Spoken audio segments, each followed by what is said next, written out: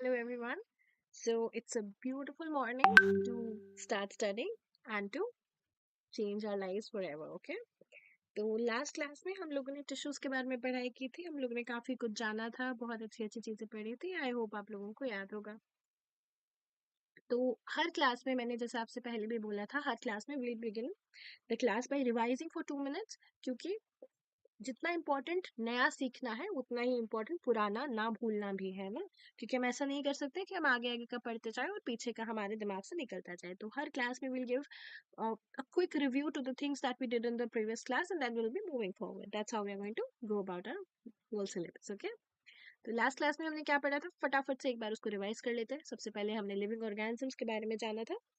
जब मैं आपको रिवीजन यहाँ क्लास में आके कराऊंगी, शुरू के 5 minute you just have to sit back and listen to me carefully. Don't do anything, keep your pens down, just listen to the things that I am saying and try to inculcate all of these things in your head, just trying to think about it कि हमने क्या क्या पढ़ा था। हाँ, कोई चीज़ नई है तो उस पर फोकस करो कि ये मुझे याद नहीं थी, बाकी मेरे साथ साथ इसको रिवाइज करने की कोशिश किया करो। Just sit back and listen to the things that I am going to teach you. एक बार बस रिविजन करेंगे, फटाफट रिव्यू करेंगे, and then we'll be moving forward. Yes. तो लिविंग ऑर्गेनिजम्स मैंने आपको बताया था 2 तरह के होते हैं, यूनिसेलुलर एंड मल्टीसेलुलर। यूनिसेलुलर होते हैं जहाँ पर सिंगल सेल सारे काम करती है, जैसे डाइजेशन, रेस्पिरेशन, रिप्रोडक्शन। मल्टीसेलुलर होते हैं जिनमें बहुत सारी सेल मिलकर कोऑर्डिनेटेड मैनर में एक ही काम करती है। जैसे हमारे पास बहुत सारे सिंपल ऑर्गेनिजम्स होते हैं, हाइड्रा जैसे, जिसमें थाउजेंड्स ऑफ सेल्स होती हैं, लेकिन ऐसे ही कॉम्प्लेक्स ऑर्गेनिजम्स ह्यूमंस जैसे होते हैं जिसमें बिलियंस ऑफ सेल्स होती हैं। उसके बाद मैंने आपको बताया था कि सेल से टिश्यूज बनते हैं, टिश्यूज से ऑर्गन बनते हैं, और ऑर्गन से ऑर्गन सिस्टम बनते हैं। क्या होता है, सेल जब एक स्पेसिफिक पैटर्न और प्रपोर्शन में क्यूमुलेट हो जाती है, मिल जाती है, तो वो टिश्यूज बनाती हैं, और उससे टिश्यू से ऑर्गन बनते हैं, और ऑर्गन से ऑर्गन सिस्टम बनता है। ये बात हमने कल की क्लास में की थी। उसके बाद हमने और क्या पढ़ा था, उसके बाद मैंने आपको बताया था टिश्यू होता क्या है। टिश्यू बेसिकली एक ग्रुप ऑफ सिमिलर या डिसिमिलर सेल्स होते हैं जिसके बीच में इंटरसेलुलर सब्सटेंस प्रेजेंट होता है। इंटरसेलुलर सब्सटेंस क्या होता है, सेल्स के बीच में जो खाली जगह होती है उसमें कोई मटेरियल फिक्स होता है। तो टिश्यू के बारे में हमने क्या सीखा कि टिश्यू में सिमिलर और डिसिमिलर सेल्स होती हैं, इंटरसेलुलर सब्सटेंस होता है, और they perform a specific function. Okay. उसके बाद हमने एनिमल टिश्यू के बारे में एक ब्रीफ नॉलेज ली थी, जिसे हमें अच्छे से पढ़ना था। हमने क्या सीखा था, एपिथेलियल टिश्यू होता है, कनेक्टिव टिश्यू होता है, मस्कुलर टिश्यू और neural tissue. Epithelial tissue, it is formed first in the embryo. उसमें हाई पावर ऑफ रीजनरेशन होती है। क्यों होती है, क्योंकि उसका काम है प्रोटेक्टिव लेयर बनाना, कवरिंग बनाना। तो what does it do, epithelial tissue forms covering and lining of body parts. Then we have connective tissue.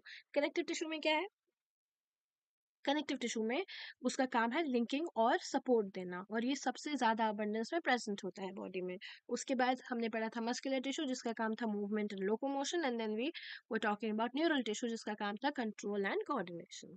Okay.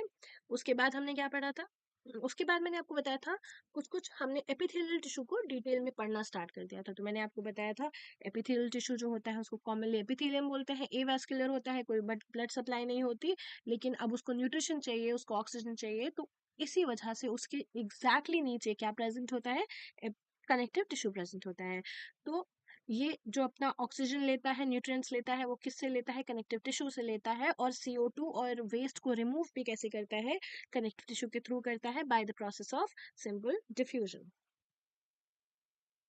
और एपिथेलियल टिश्यू बेसमेंट मेम्ब्रेन के ऊपर रेस्ट करता है। ये मैंने आपको बेसमेंट मेम्ब्रेन बनाकर बताई थी, एपिथेलियल टिश्यू बनाकर बताया था, कनेक्टिव टिश्यू बनाकर बताया था। और फिर मैंने आपको बताया था कि बेसमेंट मेम्ब्रेन कोई बहुत अलग चीज नहीं है, दूसरी दुनिया से आई हुई चीज नहीं है।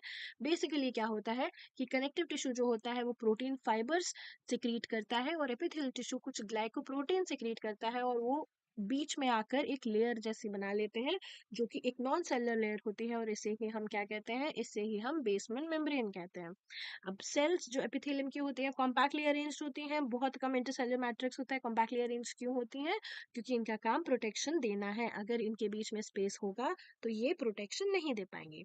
तो हमने ये बात कल की क्लास में कर ली थी, यहाँ तक हमने कल की क्लास में पढ़ लिया था, है ना।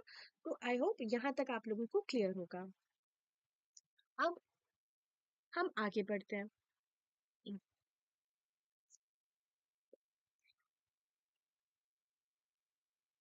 हम बात करेंगे टाइप्स ऑफ एपिथेलियम। कि एपिथेलियल टिश्यू कितने तरह का हो सकता है। अभी हमने एपिथेलियम के बारे में बेसिक बात की, अब हम पढ़ेंगे एपिथेलियल टिश्यू के टाइप्स। तो जैसे मैं यहाँ लिखूंगी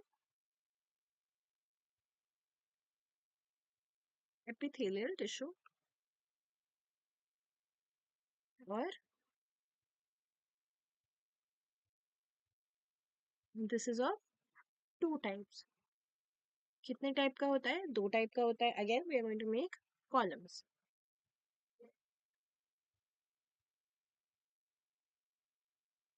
अब देखो, जब भी हम किसी चीज को टाइप्स में डिफाइन करते हैं, जब भी हम कहते हैं कि ओके फाइन कोई चीज दो तरह की है, तो उसका कोई बेसिस होता होगा ना। मतलब हम किस बेसिस पे उसको दो तरह का कह रहे हैं। जैसे मैंने कहा कि रोज है, तो वो दो टाइप के होते हैं। तो there are pink roses and then there are also like different colour of roses. तो हम अगर मैंने कहा कि एक हमारे पास में पिंक रोज है और एक हमारे पास में मैजेंटा कलर का रोज है, तो मैंने कलर के बेसिस पे से दो तरह में बांट दिया। इसी तरह से अगर मैंने कहा, जैसे मैं if I have gone out to eat something, then anything can be defined into two kinds of things. जैसे मैंने कहा कि कोई चीज बहुत ज्यादा स्पाइसी हो सकती है या कोई बहुत ज्यादा कम स्पाइसी हो सकती है। तो इस तरह से हर चीज को जब हम दो तरह में डिफाइन करते हैं, तो उसका कोई बेसिस होता है। तो यहाँ पर जो इसको डिफाइन करने का बेसिस है दो तरह का, क्या है, क्यों है दो तरह का? तो इसका बेसिस है number of layers of cells. कितनी लेयर्स ऑफ सेल्स प्रेजेंट है, कितनी लेयर्स ऑफ सेल्स प्रेजेंट है। ओके, तो इस बेसिस पे हम एपिथेलियल टिश्यू को दो तरह में डिवाइड कर सकते हैं। पहला होता है सिंपल और दूसरा होता है compound.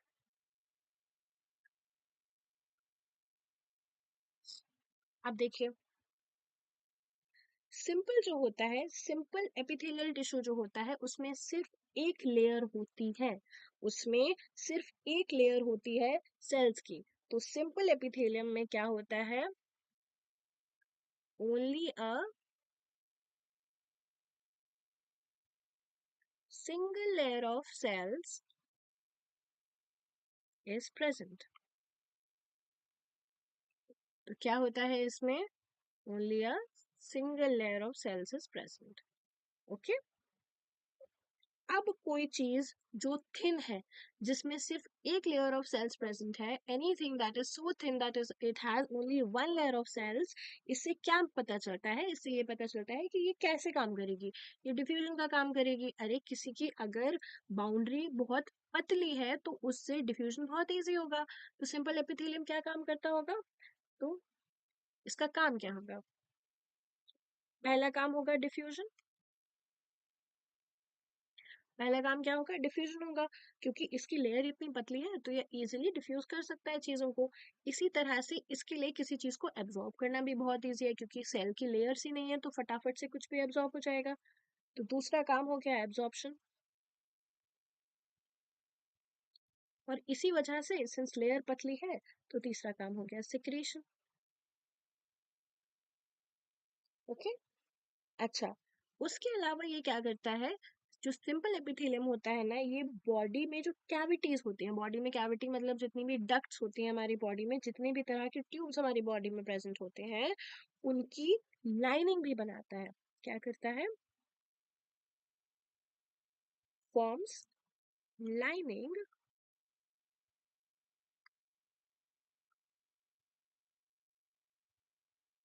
Of body cavities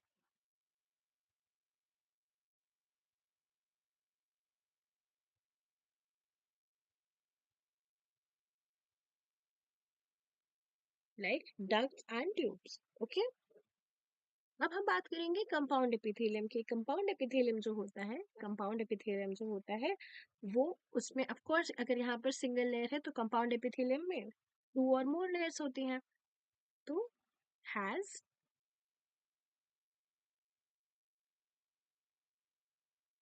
to और मोर लेयर्स ऑफ सेल्स, राइट? तो इसमें क्या होता है? दो या दो से ज्यादा लेयर्स ऑफ सेल्स होती हैं। अब इसमें इतनी सारी लेयर्स हैं, तो ये कोई इतना स्पेसिफिक काम तो नहीं कर सकता है एपिथेलियम, ना डिफ्यूजन कर सकता है, ना एब्जॉर्प्शन कर सकता है, ना सिक्रीशन कर सकता है। तो इसका काम होता है प्रोटेक्शन का। तो this is protective in nature, this is protective in nature as in our skin. तो हमारी स्किन में क्या होता है, कंपाउंड एपिथेलियम होता है जो कि प्रोटेक्शन ऑफर करता है। हमारी स्किन में कंपाउंड एपिथेलियम होता है that offers us protection. Okay, तो सिंपल एपिथेलियम का क्या काम है? सिंपल एपिथेलियम का काम है diffusion, absorption and secretion, while compound epithelium का काम है सिर्फ और सिर्फ प्रोटेक्शन। और simple epithelium is made up of single layer of cells, while compound epithelium is made up of two or more layers of cells. I hope I have made myself clear till here and you have no doubts. Please note this down. I'm giving you a minute to note all of this down. Please note it. इसके बाद हम simple epithelium के types पढ़ेंगे। सबसे पहले हमने क्या पढ़ा? टिश्यू पढ़ा। टिश्यू में टिश्यू के कितने टाइप्स होते हैं वो पढ़े, जिसमें 4 टाइप्स थे, epithelial tissue, muscular tissue, connective tissue and neural tissue. अब एपिथेलियल टिश्यू में हमने 2 तरह के पढ़े, सिंपल और कंपाउंड। अब सिंपल के भी 3 टाइप्स होते हैं, अब हम वो पढ़ेंगे। इसे नोट करिए, I give you a minute and then we will be doing types of simple epithelium.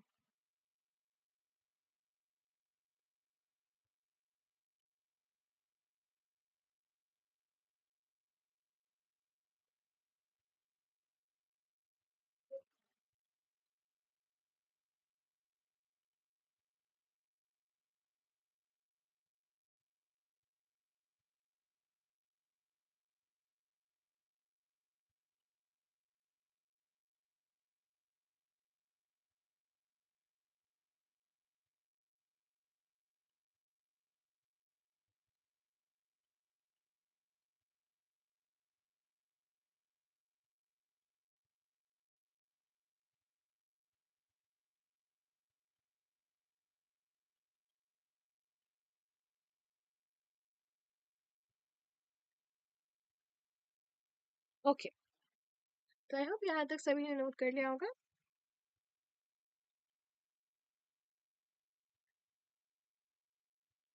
हम बात करते हैं सिंपल एपिथेलियम की।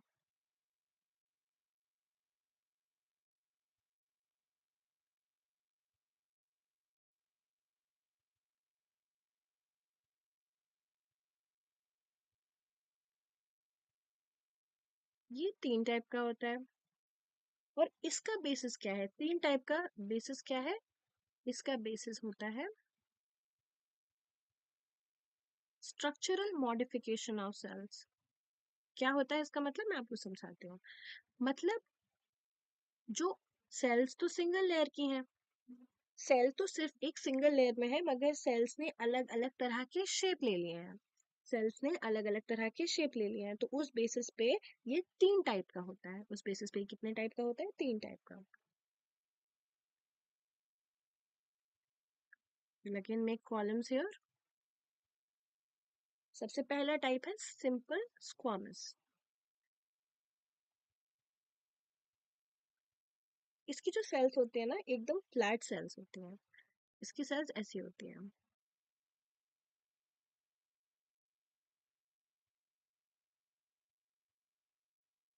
ठीक है, फ्लैट सेल्स होती हैं इसकी, जिसे हम कहते हैं सिंपल स्क्वामस। ओके, देखिए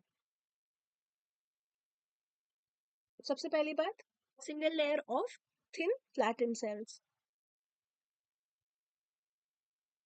single layer of thin flattened sales.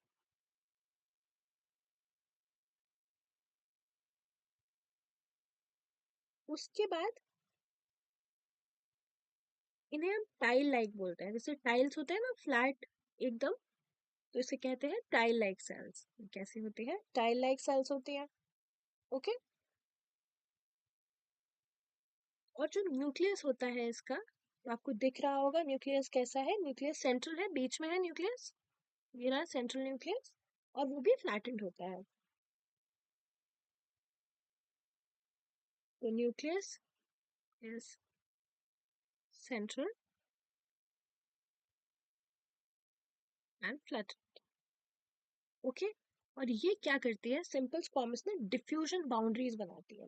मतलब जहां पर भी, जिस भी जगह पर डिफ्यूजन होना है, उसके ऊपर क्या प्रेजेंट होगा, उसके ऊपर सिंपल स्क्वामस एपिथेलियम प्रेजेंट होगा। तो फॉर्म्स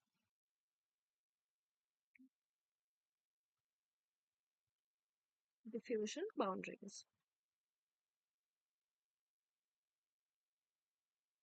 तो याद करने वाली बात क्या हो गई, याद करने वाली बात हो गई कि ये थिन फ्लैटेंड सेल्स हैं। दूसरी याद करने वाली बात है कि इनका जो न्यूक्लियस है वो कैसा है, सेंट्रल और फ्लैटेंड है। और तीसरी जो हमें बात याद करनी है वो है कि ये क्या करते हैं, डिफ्यूजन बाउंड्रीज बनाते हैं, बस। और nucleus is central and flattened, इतना हमें याद करना है, ठीक है। ये बात हो गई सिंपल स्क्वामस एपिथेलियम की। Now will be talking about simple cuboidal. Second type होता है सिंपल क्यूबॉइडल। इसके cells as the name suggest cube जैसे होते हैं, क्यूबॉइड जैसे, ऐसे।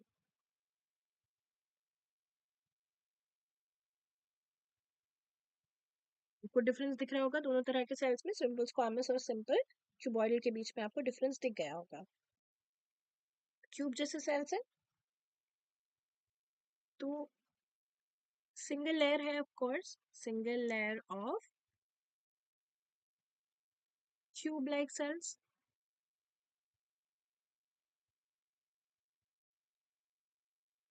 Nucleus central and round. इसमें कैसा था, सेंट्रल और फ्लैटेंड था, इसमें सेंट्रल और राउंड न्यूक्लियस है, ओके।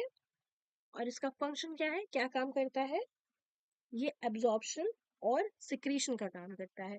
तो सिंपल स्क्वामस डिफ्यूजन का काम कर रहा है, सिंपल क्यूबॉइडल किसका काम कर रहा है, सिंपल क्यूबॉइडल एब्जॉर्प्शन और सिक्रीशन का काम कर रहा है।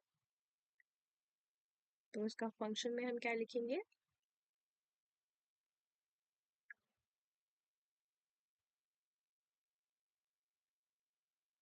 Absorption and secretion. अगेन याद रखना है क्यूब लाइक सेल्स, और फंक्शन याद रखना है एब्जॉर्प्शन एंड सिक्रीशन, ओके। आगे सिंपल क्यूबॉइडल के बाद सिंपल कॉलमनार, ये तीसरा टाइप होता है, सिंपल कॉलमनार। कैसे दिखते हैं सेल्स, सेल्स कुछ ऐसे दिखते हैं।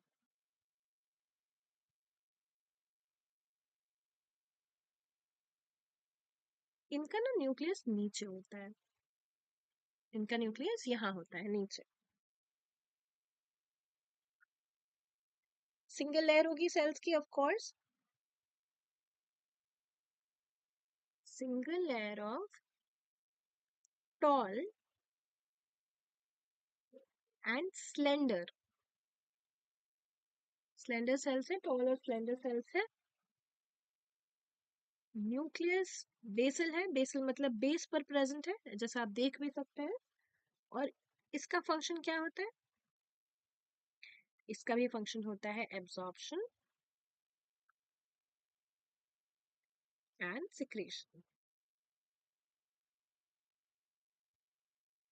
टॉल है सेल्स, स्लेंडर है cells, function again absorption and secretion. तो अगर मुझसे कोई फंक्शन पूछेगा, सिंपल स्क्वामस का फंक्शन क्या होता है, सिंपल स्क्वामस का फंक्शन होता है डिफ्यूजन, डिफ्यूजन बाउंड्रीज बनाना। सिंपल क्यूबॉइडल का फंक्शन होता है absorption and secretion. Simple columnar का फंक्शन होता है एब्जॉर्प्शन एंड सिक्रीशन। टाइप्स की बात करिए, सिंपल स्क्वामस में थिन फ्लैटेंड सेल्स होती है जिसका न्यूक्लियस सेंट्रल होता है और फ्लैटेंड होता है। सिंपल क्यूबॉइडल कैसी होती है, simple cuboidal single layer of cube cells होती हैं जिसका न्यूक्लियस सेंट्रल होता है और राउंड होता है। और सिंपल कॉलमनार जो होती है single layer of cells which are tall and slender, और उनका न्यूक्लियस बेसल होता है और फंक्शन वही है absorption and secretion. So I will give you a minute to note this down, और उसके बाद हम आगे बढ़ेंगे।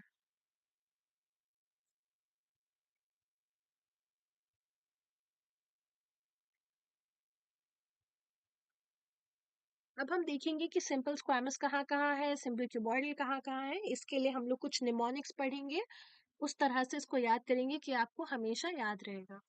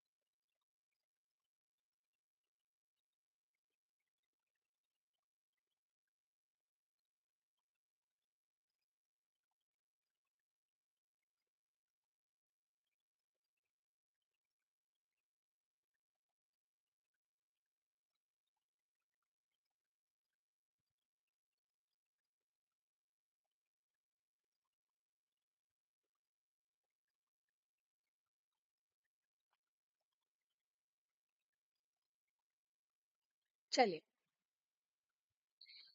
तो अब हम लोग एक बात और कर लेते हैं। इसमें ना एक चीज और होती है, उसके बारे में हम और बात कर लेते हैं। देखिए, जो क्यूबॉइडल सेल्स होती हैं या कॉलमनार सेल्स होती हैं, सिंपल क्यूबॉइडल या सिंपल कॉलमनार जो सेल्स होती हैं, इसमें क्या होता है, इसमें जो फ्री सरफेस होता है ना, उस पर कुछ कुछ मॉडिफिकेशंस हो जाते हैं। देखिए, जैसे अगर मैंने एक रोप ली है,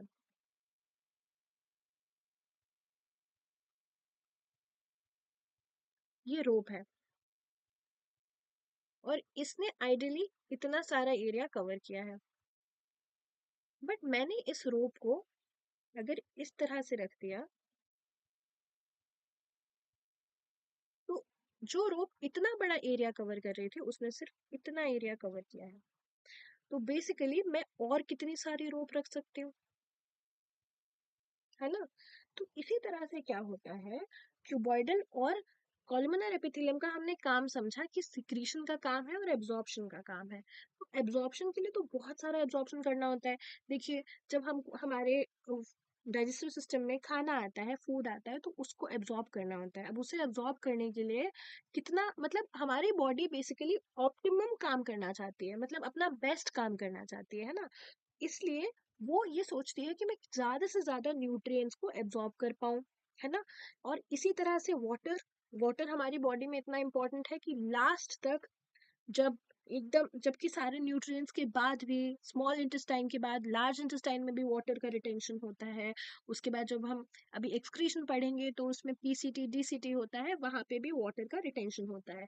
इन सब का कारण क्या है, इन सब का कारण ये है कि हमारी बॉडी ज्यादा से ज्यादा अच्छी चीजों को बचाना चाहती है, ज्यादा से ज्यादा अच्छी चीजों को अपने पास रखना चाहती है। बॉडी में कोई करप्शन नहीं होता, है ना। बॉडी में तो ऐसा नहीं है कि वो अपने लिए कुछ कुछ रख ले, हमारे लिए ही जो अच्छी चीजें होती है उसको रखना चाहती है। तो इस तरह से ना, ये इस रोप को ऐसे रखने में ना बॉडी को बहुत दिक्कत आती है। तो ना बॉडी कुछ इस तरह से ऐसे ऐसे करके फोल्ड कर लेती है। तो क्या होता है, सरफेस एरिया बढ़ जाता है, सरफेस एरिया इंक्रीज हो जाता है, उससे एब्जॉर्प्शन बहुत ज्यादा इंक्रीज हो जाता है, एब्जॉर्प्शन भी इंक्रीज हो जाता है। क्योंकि अभी सोचो, अगर ये 1 मीटर था, 1 मीटर की अगर ये रोप थी, अभी ये 1 मीटर, फिर ये एक और मीटर, फिर उसके बाद में ये एक और मीटर, फिर एक और मीटर, मतलब जितने एरिया में 1 मीटर रोप आ रही थी, उस उतने एरिया में अब 4 मीटर रोप आ रही है। तो सोचिए एब्जॉर्प्शन कितना ज्यादा बढ़ गया, कितना ज्यादा एब्जॉर्प्शन बढ़ गया, है ना। और इसी वजह से जो क्यूबॉइडल और कॉलमनार सेल्स होती हैं, वो क्या करती हैं, अपने ऊपर कुछ इस तरह के मॉडिफिकेशन कर लेती है, मतलब अपने सेल को कुछ इस तरह से फोल्ड कर लेती हैं, कुछ ऐसे फोल्ड कर लेती हैं। जैसे अगर सेल का ऊपर का सरफेस ऐसा था तो कम एरिया था, ऐसे ऐसे करने से कितना ज्यादा एरिया बढ़ गया, है ना। अच्छा, अब इसमें आपको ये क्वेश्चन आना चाहिए कि क्यूबॉइडल और कॉलमनार सेल्स ही मैम ऐसा क्यों कर रही है। स्क्वामस क्यों नहीं, सिंपल स्क्वामस क्यों नहीं कर रही है ऐसा? अरे क्योंकि उनका काम ही नहीं है एब्जॉर्प्शन का, उनका काम ही नहीं है सिक्रेशन का, तो उन्हें क्या जरूरत है ऐसा करने की? तो ये तो हम स्पेसिफिकली काम ही इसलिए कर रहे हैं जिससे हमारा एब्जॉर्प्शन ज्यादा हो पाए, सिक्रेशन ज्यादा हो पाए, है ना? इसलिए सिर्फ जिनका काम है एब्जॉर्प्शन का, उनमें ये मॉडिफिकेशन देखने मिलेंगे सबसे पहले, ये बात क्लियर हो गई, है ना? अब इसको याद करने की क्या जरूरत है? इसको अगर लोग याद करते हैं कि ओके स्क्वामस सिंपल स्क्वामस में नहीं मिलता है, क्यूबॉइडल में कॉलमनार में मिलता है, अरे मिलेगा ही ना, क्योंकि उन्हीं का तो काम है एब्जॉर्प्शन, स्क्वामस का काम ही नहीं है, तो वो बिना मतलब में क्यों अपने लिए प्रॉब्लम बढ़ाएगा, बिना मतलब में क्यों मेहनत करेगा?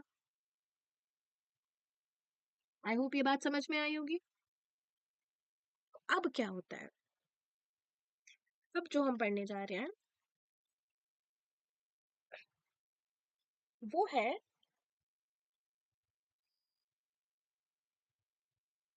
मैं कहूंगी, free surface of cuboidal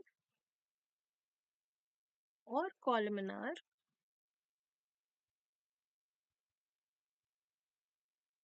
epithelium has modifications. What is the reason for this modification? What is the reason for this modification? The reason for this modification is कि आपको बहुत ज्यादा absorption करना है, आपका absorption आपको बहुत ज्यादा बढ़ा लेना है। ओके, चलिए, तो इसमें दो तरह के modifications होते हैं।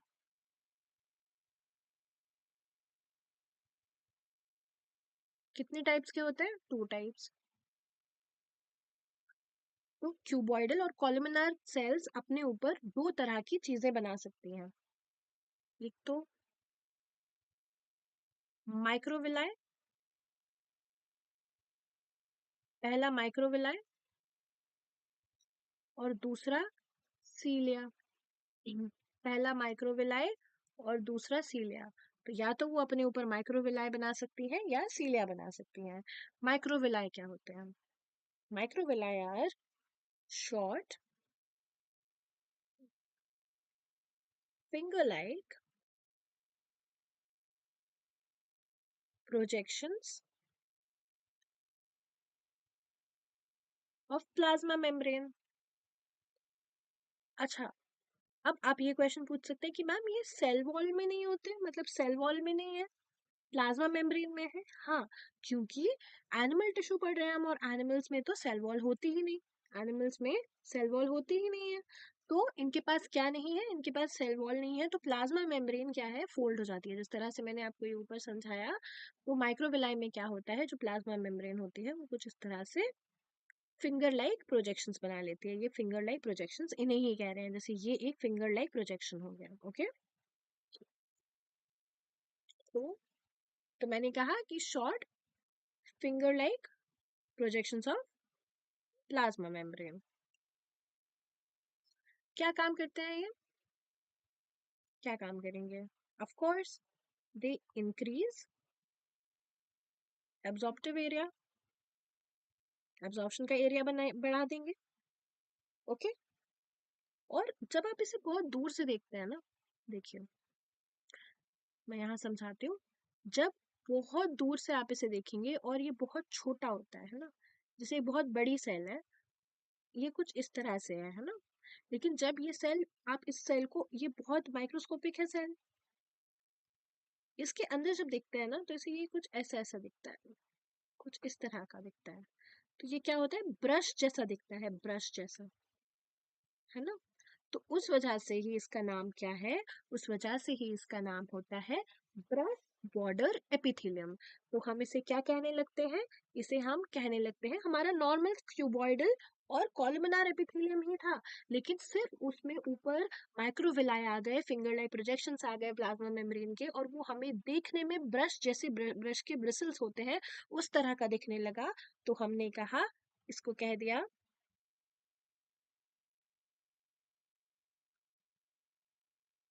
Brush border epithelium.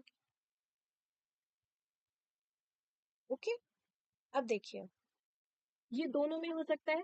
Simple cuboidal भी ये बना सकते हैं और सिंपल कॉलमनार भी बना सकते हैं। सिंपल क्यूबॉइडल बनाएंगे तो कैसे दिखेंगे, सिंपल कॉलमनार बनाएंगे तो कैसे दिखेंगे। क्यूबॉइडल के सेल्स कैसे थे, क्यूबॉइडल के सेल्स थे ऐसे, राइट। माइक्रोविलाय बना के ये कुछ ऐसे दिखने लगता है, जैसे ये ऐसे थे और इनमें प्लाज्मा मेम्ब्रेन की माइक्रोविलाय आ जाती है तो ये कुछ ऐसे दिखते हैं, समथिंग लाइक दिस। और ये कहाँ प्रेजेंट होते हैं, ये पीसीटी में प्रेजेंट होते हैं। पीसीटी मतलब प्रॉक्सिमल कॉन्वोल्यूटेड ट्यूब्यूल, जो हम एक्सक्रीशन में पढ़ेंगे, मगर अभी एग्जाम्पल हमें यही याद करना होगा। PCT proximal convoluted tubule. उसके बाद कॉलमनार में देखिए कैसे दिखता है, कॉलमनार में कैसे दिखता है। कॉलमनार की सेल्स हमने ऐसे बनाई थी, इफ यू रिमेम्बर। और इनमें न्यूक्लियस कैसा था, बेसल था। क्यूबॉइडल में न्यूक्लियस कैसा था, सेंट्रल और राउंड था। ओके। इनमें मॉडिफिकेशन होने के बाद ये कुछ ऐसे दिखता है।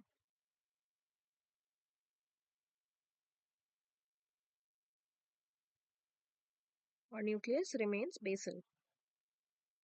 और ये कहाँ प्रेजेंट होते हैं, ये प्रेजेंट होते हैं स्मॉल इंटेस्टाइन में। अब देखिए पीसीटी में क्या करना था, पीसीटी में पानी बहुत ज्यादा रोकना था, और स्मॉल इंटेस्टाइन में क्या करना है, बहुत ज्यादा न्यूट्रिएंट्स रोकने हैं। तो दोनों जगह बहुत सारा एब्जॉर्प्शन करना है, बहुत बड़े लेवल पर एब्जॉर्प्शन करना है, इस वजह से ये ऐसा होता है। ओके। याद करने वाली चीजें अब आपको यहाँ पर समझ आ गया होगा कि हमारे पास में याद करने वाली चीजें कौन कौन सी हैं। सबसे पहले कि ये फिंगर लाइक प्रोजेक्शंस किसके होते हैं, प्लाज्मा मेम्ब्रेन के होते हैं। किसके होते हैं ये फिंगर लाइक प्रोजेक्शंस, ये होते हैं प्लाज्मा मेम्ब्रेन के। ठीक है, ये याद करने वाली बात हो गई। ये आप समझ गए कि ये इंक्रीज क्या करते हैं, एब्जॉर्प्टिव एरिया, और इन्हें ब्रश बॉर्डर एपिथेलियम कहते हैं। अब क्यूबॉइडल वाले कहाँ प्रेजेंट होते हैं, पीसीटी में, और कॉलमनार प्रेजेंट होते हैं स्मॉल इंटेस्टाइन में।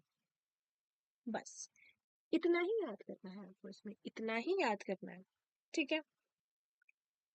अब एक और चीज होती है, एक और जरूरत के हिसाब से एक और चीज होती है, सीलिया होते हैं, सीलिया। जब मैं आपको सेल पढ़ाऊंगी तो मैं आपको पढ़ाऊंगी कि इसमें एक 9+2 माइक्रोट्यूबुलर अरेंजमेंट होता है। मतलब ये कुछ इस तरह का बना होता है जो सीलिया होता है। अगर इसको मैं, एक सीलिया है ऐसा सपोज, ठीक है, उसको मैं यहाँ से काटूंगी, क्रॉस सेक्शन करूंगी। जब मैं इसको क्रॉस सेक्शन करती हूँ और ऐसे देखती हूँ, जैसे मैंने काटा, जैसे सपोज आपको एनालॉजी देने के लिए, जब हम क्यूकम्बर को काटते हैं, क्यूकम्बर कुछ ऐसा होता है।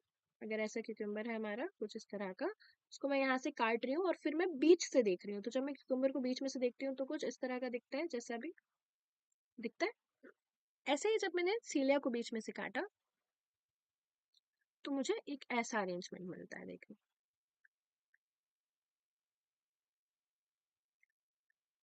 यहाँ बीच में होता है, कुछ इस तरह का अरेंजमेंट सीलिया को काटने पे देखने मिलता है, जो हम सेल में पूरी तरीके से डिस्कस करेंगे।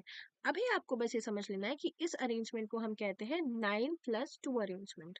इस अरेंजमेंट को हम क्या कहते हैं, इस अरेंजमेंट को कहते हैं 9+2 अरेंजमेंट। तो यहाँ पर क्या मिलता है, यहाँ पर 9+2 माइक्रोट्यूबुलर अरेंजमेंट मिलता है। क्या होता है, we will be discussing this of course in cell chapter. Okay. मतलब बेसिकली मैं आपसे ये बोल रही हूँ कि अभी के लिए क्या समझो कि मैंने एक लेमन को काटा, लेमन को जब बीच में से देखा तो मुझे ऐसा दिखा। ठीक है, मुझे ऐसा दिखा, और मैंने इस अरेंजमेंट को कुछ भी नाम दे दिया, मैंने इस अरेंजमेंट को नाम दे दिया लेमन अरेंजमेंट सपोज। इसी तरह से मैंने सीलिया को काटा और उसको मैंने नाम दिया है 9+2 माइक्रोट्यूबुलर अरेंजमेंट। क्या होता है, ये सब बातें हम कर लेंगे। अब देखो, एक प्रॉब्लम हमने सॉल्व कर ली थी, एक प्रॉब्लम हमने सॉल्व कर ली, एब्जॉर्प्शन का एरिया बढ़ा दिया। दूसरी एक और प्रॉब्लम है यहाँ पर, देखो क्या प्रॉब्लम है, मैं बताती हूँ। एक और प्रॉब्लम क्या है ना, हमारे पास में ट्यूब्स हैं, ऐसे ट्यूब्स हैं, जैसे फूड पाइप है, विंड पाइप है, बहुत सारे इस तरह के ट्यूब्स प्रेजेंट है। इन ट्यूब्स में चीजें जाती हैं, खाना जाता है, जाना भी चाहिए। कुछ अनवांटेड चीजें भी चली जाती हैं। वो बाहर कैसे जाएंगी, कैसे बाहर जाएंगी? तो इस ट्यूब के पास ना सीलिया होते हैं। सीलिया क्या करते हैं, कुछ ऐसे प्रोजेक्शंस होते हैं। सीलिया क्या करते हैं, ये जो पार्टिकल्स है ना, जो अनवांटेड है, उनको स्वीप कर देते हैं बाहर की तरफ। जैसे हमारा मोपिंग करते हैं, मोपिंग, मोपिंग में हम क्या करते हैं, हमारे पास में जो भी गंदगी होती है उसको हम स्वीप कर देते हैं। तो यही काम ये क्या करते हैं, यही काम क्या करते हैं, सीलिया भी करते हैं। तो पहला काम तो क्या हो गया कि जो डस्ट पार्टिकल आ गए, अनवांटेड चीजें आ गई, उनको बाहर निकालना है भाई। तो वो एज अ मॉपर काम करेंगे, पहली चीज एज अ ब्रूम काम करेंगे। नेक्स्ट चीज, नेक्स्ट फैलोपियन ट्यूब होता है। फैलोपियन ट्यूब में क्या होता है, फैलोपियन ट्यूब में ओवम होता है। ओवम को कहाँ जाना है, ओवम को फर्टिलाइज होने के लिए वहां जाना है, वजाइना की साइड जाना है ना, यूट्रस में जाना है। तो अगर ओवम को जाना है, फैलोपियन ट्यूब से आगे निकलना है, फैलोपियन ट्यूब से आगे निकलना है, तो उसको क्या करना पड़ेगा, उसके लिए भी उसे एक रास्ता चाहिए। उसके लिए उसको क्या चाहिए, एक रास्ता चाहिए जाने के लिए। तो जब उसको वो रास्ता मिलता है तो वो कैसे जाएगा, ओवम के पास पैर तो नहीं है जाने के लिए। उधर पे भी सीलिया क्या करते हैं, उसको स्वीप करते हैं कि तुम बाहर निकलो और यहाँ से जाओ, निकलो। तो उसको पुश करते हैं। तो ये काम हो गया सीलिया का। तो माइक्रोविलाई का काम समझ गए आप, सीलिया का काम समझ गए। ओके, चलिए अब सीलिया का काम यहाँ लिख लेते हैं। सीलिया का क्या काम है,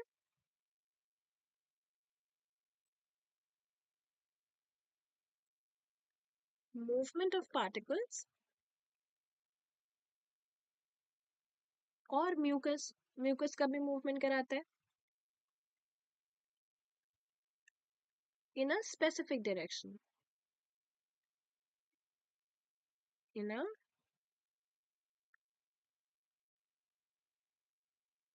स्पेसिफिक डायरेक्शन ओवर एपिथेलियम। तो एपिथेलियम के ऊपर मूवमेंट कराता है। ठीक है, अब ये कहाँ कहाँ प्रेजेंट होता है उसके बारे में बात कर लेते हैं। कहाँ कहाँ प्रेजेंट होता है,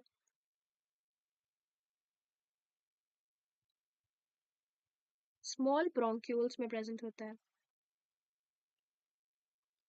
स्मॉल ब्रोंक्यूल्स का मतलब क्या है, छोटे वाले ब्रोंक्यूल्स, मतलब लंग्स तक जाने का जो रास्ता होता है, ट्यूब्स जो होते हैं, उन्हें हम ब्रोंक्यूल्स कहते हैं। तो जो छोटे वाले ब्रोंक्यूल्स होते हैं उसमें प्रेजेंट होता है। तो जो स्मॉल ब्रोंक्यूल्स होते हैं उसमें ये जो होता है, ये होता है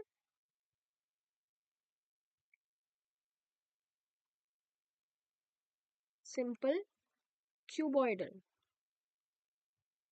सिंपल क्यूबॉइडल किस में होता है, स्मॉल ब्रोंक्यूल्स में होता है। उसके बाद लार्ज ब्रोंक्यूल्स जो होते हैं हमारे, लार्ज ब्रोंक्यूल्स और फैलोपियन ट्यूब, लार्ज ब्रोंक्यूल्स और फैलोपियन ट्यूब्स जो होते हैं उसमें होता है सिंपल कॉलमनार। उसमें क्या होता है, उसमें होता है सिंपल कॉलमनार। उसमें क्या होता है, सिंपल कॉलमनार। तो ये जितने भी हॉलो ऑर्गन्स होते हैं, जहां पर कुछ भी ऐसा काम है, जहां पर म्यूकस को आगे पहुंचाना है, डस्ट पार्टिकल्स को बाहर निकालना है ट्यूब से, ओवा को आगे पहुंचाना है, वहां पे सब जगह क्या होते हैं, ये प्रेजेंट होते हैं। याद रखने वाली बात मैंने आपको बता दी, क्या क्या है।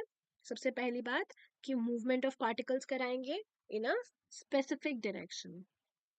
ओके, एक स्पेसिफिक डायरेक्शन में मूवमेंट ऑफ पार्टिकल्स होगा।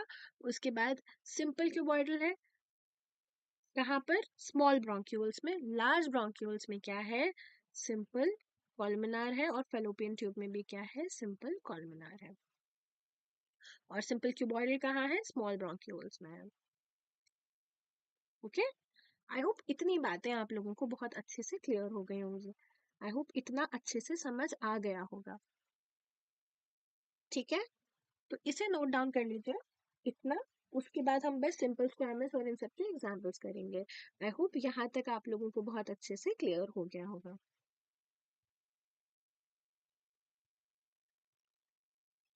Okay, please note all of this down.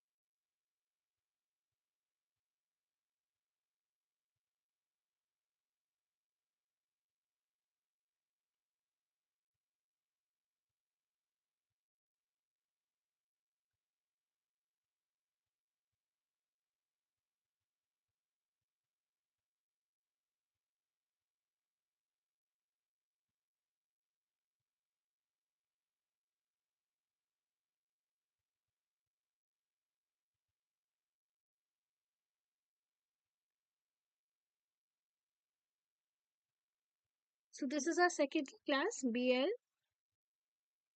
I've gotten a comment. This is our second class. Okay, तो first class में हमने नॉर्मल नॉर्मल चीजें पढ़ी थी, ज्यादा नहीं पढ़ा था। ये हमारी सेकंड क्लास है, तो you have only one lecture to watch. और हर क्लास में मैं वैसे रिवीजन तो कराती हूँ पुरानी क्लास का, लेकिन हाँ फिर भी थोड़ा खुद से पढ़ के आओगे तो ऑफ कोर्स बेनिफिट होगा।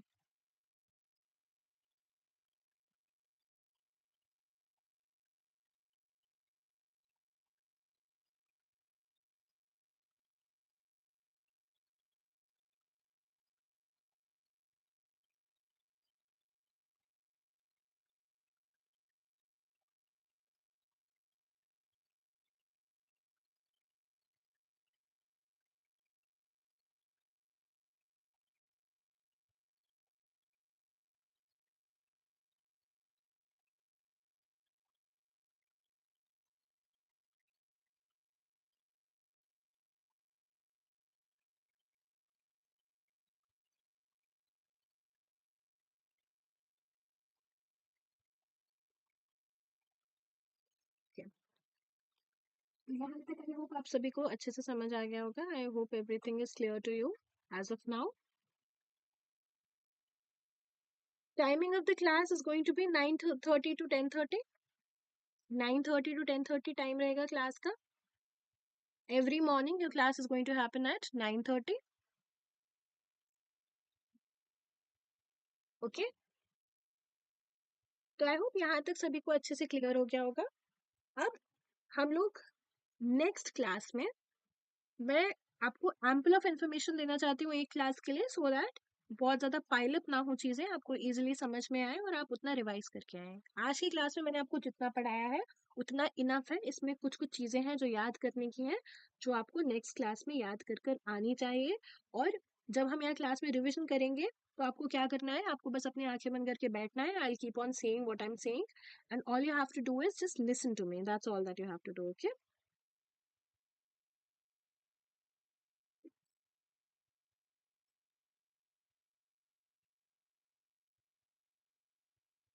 ओके, तो हम ये करेंगे नेक्स्ट क्लास से, हमें ये करना है। आई होप यहाँ तक सबको समझ आ गया होगा। I still wait for a minute if you have any doubts, if you want to ask me anything regarding how the classes are going to go. I think I've answered your doubts, BL. If there's anything else that you want me to answer for you, please let me know. Okay, next class में हम लोग इसे आगे बढ़ाएंगे। पहले पूरा revision करेंगे और इसके एग्जाम्पल्स करने के बाद we are going to do a lot of questions, क्योंकि हमारा एक चंक ऑफ टॉपिक खत्म हो जाएगा और उसके बेसिस पे हम बहुत सारे क्वेश्चंस करेंगे एंड यू विल रियलाइज कि ये जो मैंने आपको सब पढ़ाया है उससे बहुत इजीली क्वेश्चंस भी बन रहे हैं आपके। ओके, तो I keep it till here for today's class. Please, आपका होमवर्क यही है कि ये दो क्लासेस में जितना कराया है उसको रिवाइज करके आओ। अभी दो क्लासेस का है तो ऐसा लग रहा है कि it's fine, you can do it on your own, but it's going to take a while when the syllabus is a lot. So please keep on revising. Please keep on doing every day's work on each day. And yeah, I hope we all succeed together. And I'll see you all in tomorrow's class. And have an amazing day ahead, all of you. I'll see you all tomorrow. Bye. Thank you.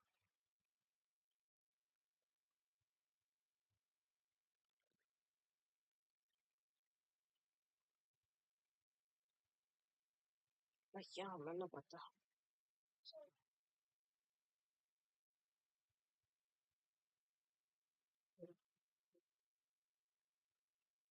हम्म, हम्म, हम्म,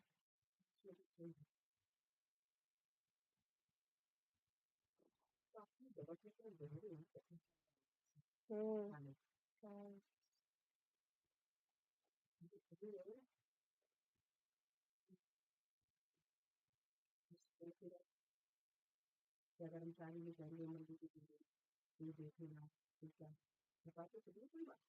हम्म।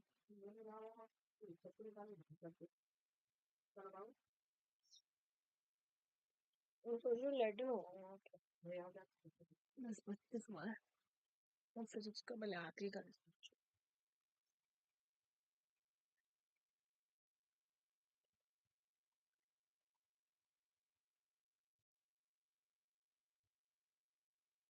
तुम्हारा इतना अलग आ रहा है आज थोड़ा